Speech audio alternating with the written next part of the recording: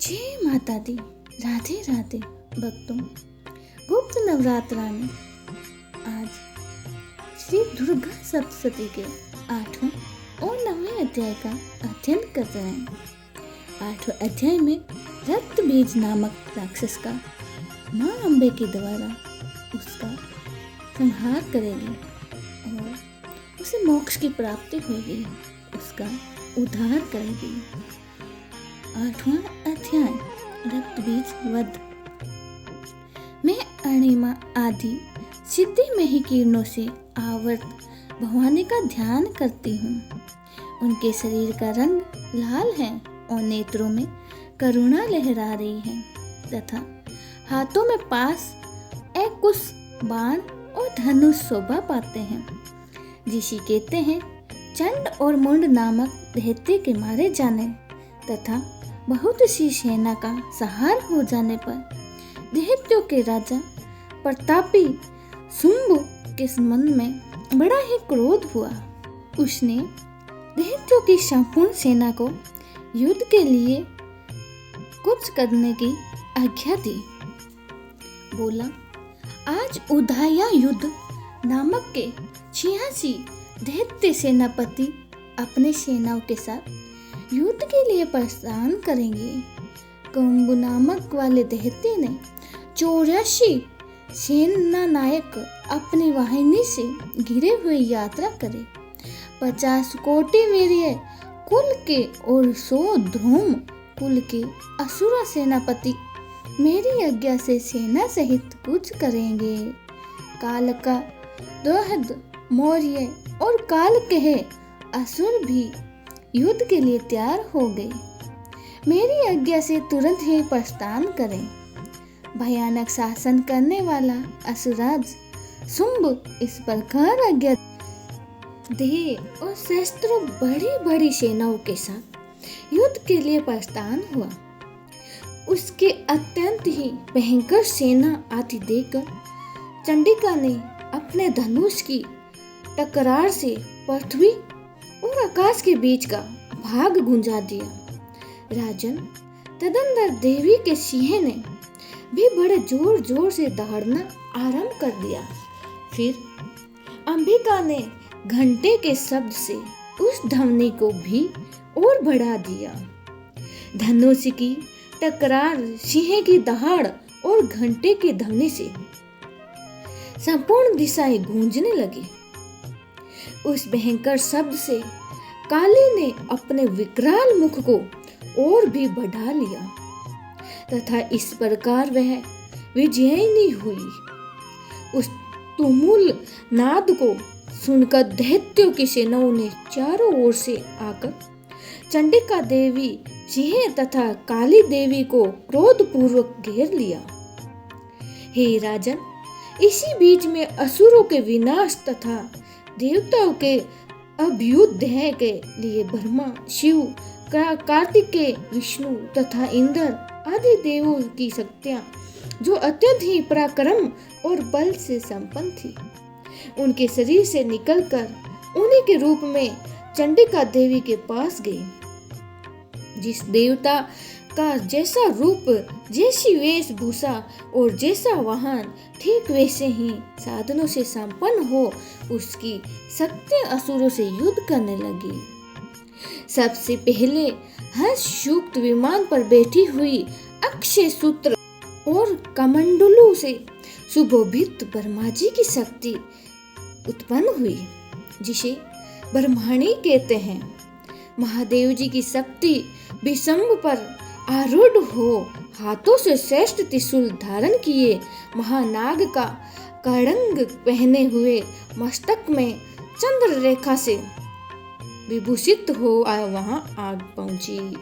कार्तिकेय जी से कि शक्ति रूपा जगदम्बिका का उन्हीं का रूप धारण किए श्रेष्ठ मयूर पर आरूढ़ हो हाथ में शक्ति लिए दैत्यों से युद्ध करने के लिए आई। इसी प्रकार भगवान विष्णु की शक्ति गरुड़ पर विराजमान होकर शंख, चक्र, गदा, सांग, धनुष तथा खड्ग हाथों में लिए हुए वहां आए। अनुपम यज्ञ वराह का रूप धारण करने वाले श्री हरि की जो शक्ति है वह भी वराह शरीर धारण करके वहाँ उपस्थित हुई। नरसिंह जी की शक्ति भी नरसिंह के समान शरीर धारण करके वहाँ आई। उसकी गर्दन के बालों के झटके से आकाश के तारे बिखर पड़ते हैं। इसी प्रकार इंद्र की शक्ति वज्र हाथ में लिए हुए गजराज ऐरावत पर बैठकर आई और उसके भी सहस्त्र नेत्र थे। इंद्र का जैसा रूप है वैसा ही उनका भी था। तदंतर उन देव शक्तियों से घिरे हुए महादेव जी ने भी चंडिका से कहा, मेरी प्रसन्नता के लिए तुम शीघ्र ही इन असुरों का संहार करो। तब देवी के शरीर से अत्यंत ही भयानक और परम उग्र चंडिका शक्ति प्रकट हुई, जो सैकड़ों गीदड़ियों को भी भांति आवाज निकालने वाली थी। उस अपराजिता देवी ने धूमिल जटा वाले महादेव जी से कहा, भगवान आप शुंभ निशुंभ के पास दूत बनकर जाइए और उन अत्यंत ही गर्वीले दानव शुंभ निशुंभ दोनों से कहिए।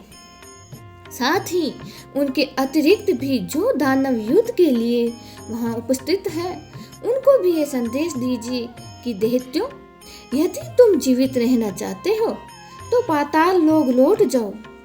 इंद्र को त्रिलोकी का राज्य मिल जाए और देवता यज्ञ भाग का उपयोग करें। यदि बल के घमंड में आकर तुम युद्ध की अभिलाषा रखते हो तो आ जाओ, मेरी सिवाय तुम्हारे कच्चे मांस से तृप्त हो। क्योंकि उस देवी ने भगवान शिव को दूत के कार्य में नियुक्त किया था, इसीलिए वह शिव दूती के नाम से संसार में विख्यात हुई। वह महादैत्य भी भगवान शिव के मुंह से देवी के वचन सुनकर क्रोध में भर गए और जहाँ कात्यायनी विराजमान थी उस ओर बढ़े। तदंतर वह दैत्य अमशर्ष में भरकर पहले ही देवी के ऊपर बाण, शक्ति और तुष्टि आदि शास्त्रों से वस्ती करने लगे। तब देवी ने भी खेल खेल में ही धनुष की टकरार की और उससे छोड़ते हुए बड़े बड़े बाणों द्वारा दैत्यों के चलाए हुए बाण, शूल, शक्ति और फारसरों को काट डाला। फिर काली उनके आगे होकर शत्रुओं को शूल के पहाड़ से विंध्यन करने लगी और खड़वाहंग से उनका कचुम्बर निकालती हुई रणभूमि में विचरने लगी। हे ब्राह्मणी भी जिस जिस ओर दौड़ती उसी उसी ओर से अपने कमंडलू का जल छिड़क कर शत्रु के ओज पर और पराक्रमों को नष्ट कर देती थी।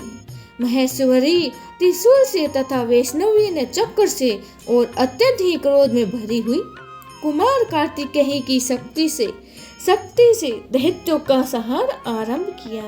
इंद्र शक्ति से वज्र पहाड़ से विंध्य होकर सैकड़ों दैत्य दानव रक्त की धारा बहते हुए पृथ्वी पर सो गए। वहां रही शक्ति ने कितनों को ही अपनी थूथनी के मारे से ही नष्ट कर दिया। दाढ़ों के अग्रभाग से कितनी को ही छाती छेद डाली तथा कितने ही दैत्य उनके चक्र की चोट से विंध्य होकर गिर पड़े। नरसिंह भी दूसरे महादैत्य को अपने नाखूनों से विंध्य करने लगे। खाती और सिंहानंद से दसों दिशाओं में एवं आकाश को भी गुंजाती हुई युद्ध क्षेत्र में विचरने लगी। कितने ही असुर शिव दूती के प्रचंड अट्टहास से अत्यंत ही भयभीत होकर पृथ्वी पर गिर पड़े और गिरने पर शिव दूती ने उस समय अपना ग्रास बना दिया। इस प्रकार क्रोध में भरे हुए मार्तक गणों को नाना प्रकार के उपयोग से बड़े बड़े असुरों का मर्दन करते हुए दैत्य सैनिक भाग खड़े हुए। मार्तक गणों से पीड़ित दैत्यों को युद्ध से भगाते देखकर रक्त बीज नामक महादैत्य क्रोध में भरकर युद्ध करने के लिए आया। उसके शरीर से जब रक्त की बूंद पृथ्वी पर गिरती तब उसके समान शक्तिशाली एक दूसरा महादैत्य पृथ्वी पर पैदा हो जाता। महासुर रक्त बीज हाथ में गदा लेकर इंद्र शक्ति के साथ ही युद्ध करने लगा। तब ऐन्द्रिय ने अपने वज्र से रक्त बीज को मारा। वज्र से घायल होने पर उसके शरीर से बहुत सा रक्त चुनने लगा और उसी के आकार समान रूप में तथा पराक्रम वाले योद्धा उत्पन्न होने लगे। उसके शरीर से रक्त की जितनी बूंदें गिरती उतने ही पुरुष उत्पन्न हो जाते। वे सब रक्त बीज के समान ही वीर्यवान, बलवान तथा पराक्रमी थे।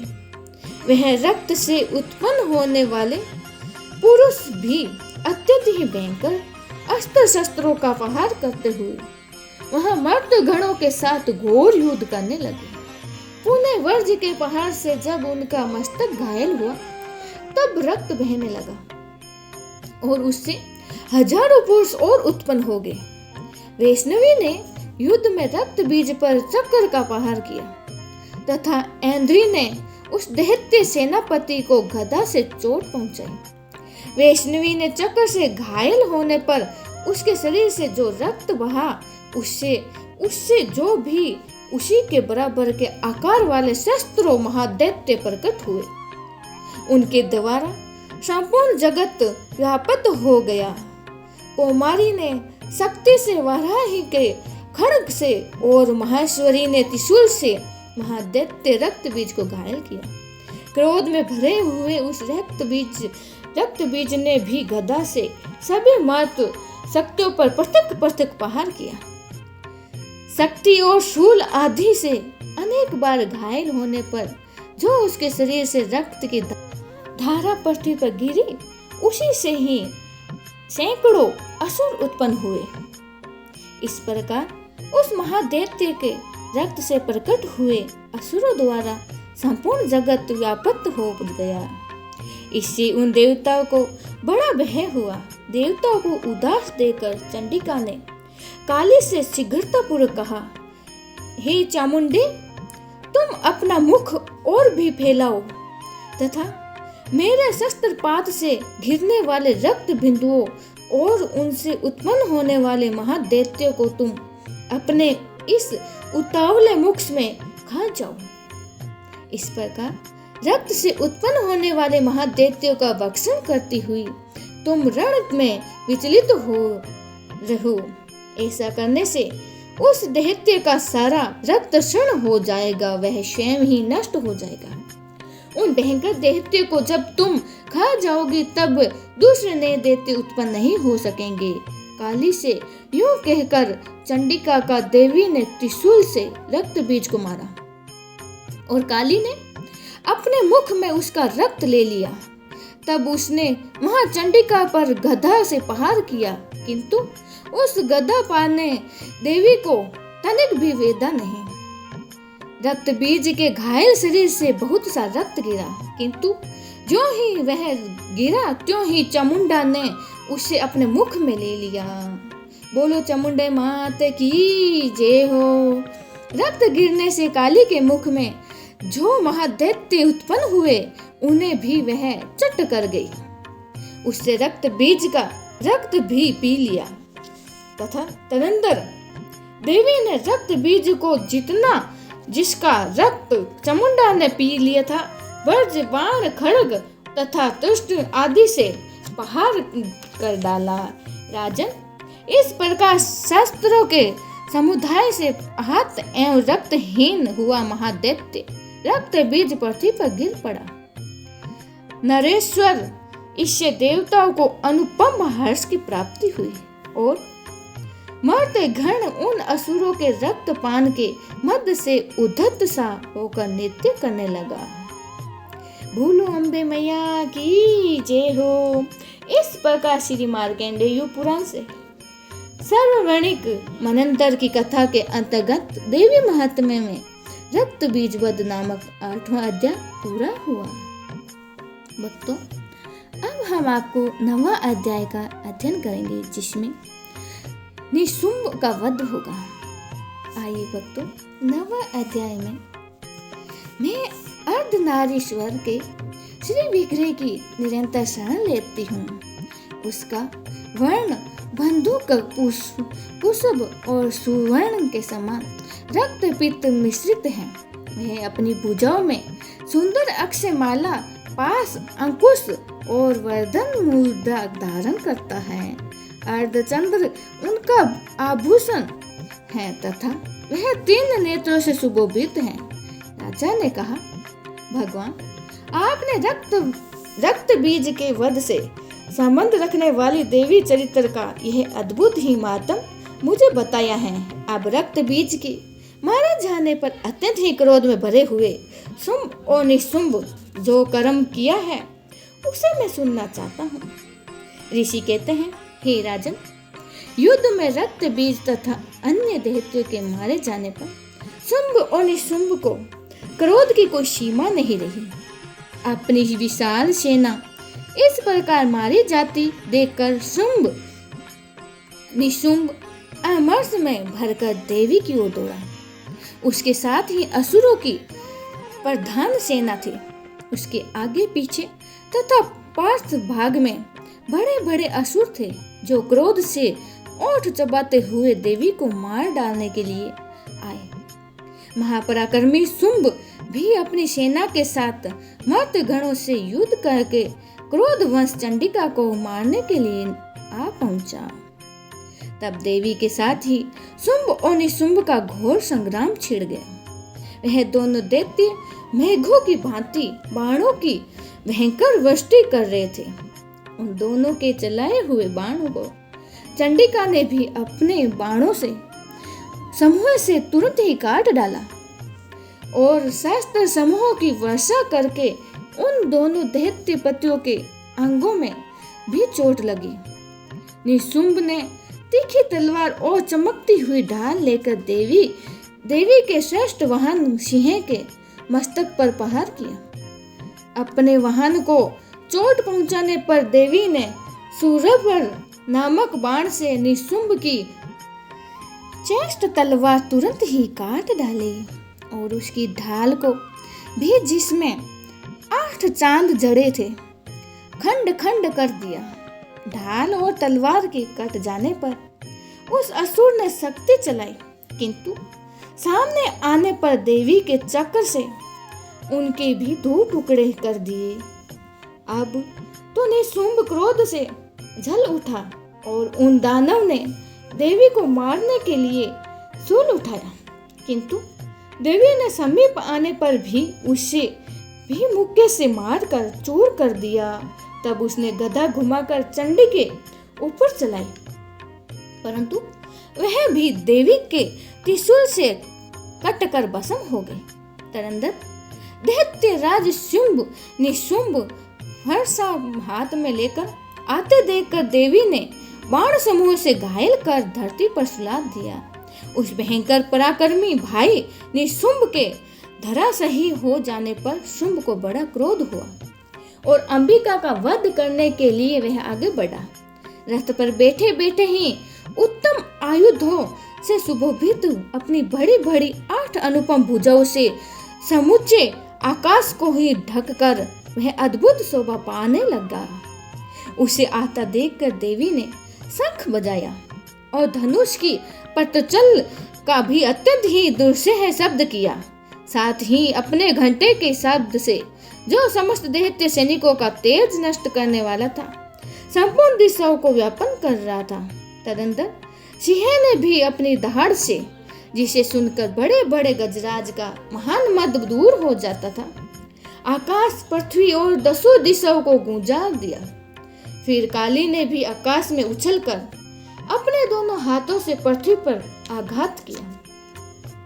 उससे ऐसा भयंकर शब्द हुआ जिससे पहले के सभी शब्द शांत हो गए। तत्पश्चात शिवदूती ने दैत्यों के लिए अमंगलम जनक अट्टहास किया।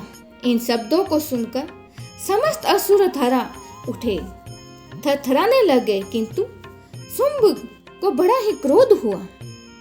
उस समय देवी ने जब शुंभ को लक्ष्य करके कहा, ओ दुरात्मा, खड़ा रहे। तभी आकाश में खड़े हुए देवता बोले, जय हो जय हो जय हो, अम्बे माँ की जय हो। शुंभ ने वहां आकर ज्वालों से युक्त अत्यंत ही भयानक शक्ति चलाई। अग्निमय पर्वत के समान आती हुई उस शक्ति को देवी ने बड़े भारी लुक से हटा दिया। उस समय शुंभ के सिंहनाद से तीनों लोग गूंज उठे। राजा, उसकी प्रतिध्वनि से वज्रपात के समान भयानक शब्द हुआ, जिससे अन्य शब्दों को जीत लिया। शुंभ के चलाए हुए बाणों से देवी को चलाए हुए बाणों के शुंभ के भयंकर बाणों द्वारा सैकड़ों और हजारों टुकड़े कर दिए। तब क्रोध में भरी हुई चंडिका ने शुंभ को शूल से मारा। उसके आघात से मूर्छित हो वह पृथ्वी पर गिर पड़ा। इतने में ही शुंभ को चेतना हुई और उसने धनुष हाथ में लेकर बाणों द्वारा देवी काली तथा सिंह को घायल कर डाला। फिर उस दैत्य राज ने 10,000 बाहें बनाकर चक्रों के पहाड़ से चंडिका को आच्छादित कर दिया। तब दुर्गम पीड़ा का नाश करने वाली भगवती दुर्गा ने कुपित होकर अपने बाणों से उन चक्रों तथा बाणों को काट गिराया। यह देखकर निशुंभ दैत्य सेना के साथ चंडिका वध करने के लिए हाथ में गदा लेकर बड़े वेग से दौड़ा। उसे आते ही चंडी ने तीखी तलवार से उसकी गर्दन को शीघ्र ही काट डाला। तब उसने शूल को हाथ में ले लिया और देवता को पीड़ा देने वाले निशुंभ को शूल हाथ में लिए आते देखकर चंडिका ने वेग से चलाते हुए अपने शूल से उसकी छाती में छेद डाले। शूल से विंध्यनीय वर्ण हो जाने पर उसकी छाती से एक दूसरा महाबली एवं महापराक्रमी पुरुष खड़ी रहे। एक दूसरा महाबली पराक्रमी पुरुष खड़ी रहे कहता हुआ निकला।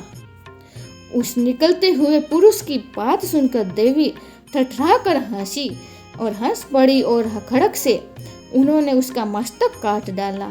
फिर वह पृथ्वी पर गिर पड़ा। तदंतर ही सिंह अपनी दाढ़ों से असुरों की गर्दन कुचल कर खाने लगा। यह बड़ा ही भयंकर दृश्य था। उधर काली तथा शिव दूती ने भी अनन्य दैत्यों का भक्षण आरंभ कर दिया। कौमारी की शक्ति से विंध्न होकर कितने ही महादैत्य नष्ट हो गए। ब्रह्माणी ने मंत्रपूत जल से निश्चित तेज होकर कितने ही भाग खड़े हुए। कितने ही दैत्य महेश्वरी के त्रिशूल से छिन्न भिन्न होकर धराशायी हो गए। वराही के थूथुन के आघात से कितनों का ही पृथ्वी पर कचुम्बर निकल गया। वैष्णवी ने भी अपने चक्र दानवों के टुकड़े टुकड़े कर डाले। ऐंद्री के हाथ से छूटे हुए वज्र से भी कितने ही अपने प्राणों से हाथ धो बैठे। कुछ असुर नष्ट हो गए, कुछ उस महायुद्ध से भाग गए तथा कितने ही काली शिवदूती तथा सिंह के घास बन गए। इस प्रकार श्री मार्कंडेय पुराण में सार्वजनिक मनंतर की कथा के अंतर्गत देवी महात्म्य में निशुंभ वध नामक 9वां अध्याय पूरा हुआ। बोलो देवी मैया की जय।